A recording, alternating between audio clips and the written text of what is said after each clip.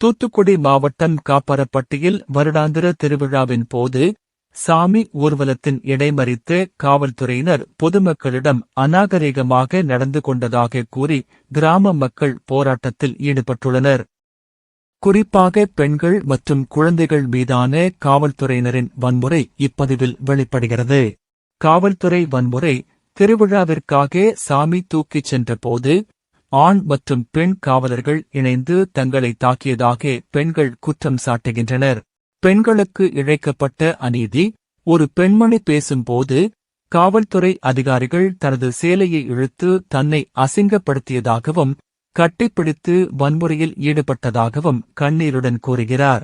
குழந்தைகள் மாயம்: சுமார் 10 சிறு பிள்ளைகளை காவல்துறையினர் வலுக்கட்டாயமாக வண்டியில் ஏற்றிச் சென்றதாகவும் அவர்கள் எங்கே இருக்கிறார்கள் என்ற தகவல் தங்களுக்கு தரப்படவில்லை என்றும் தாய்மார்கள் கதறுகின்றனர்.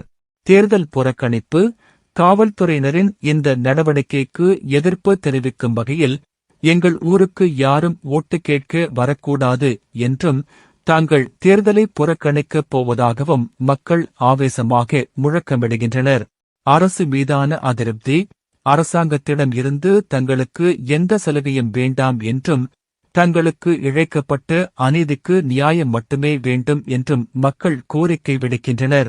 இந்தச் சம்பவம் அந்த கிராம மக்களிடையே பெரும் கொந்தளிப்பையும் காவல்துறையினர் மீதான நம்பிக்கையற்ற சூழலையும் உருவாக்கியுள்ளன.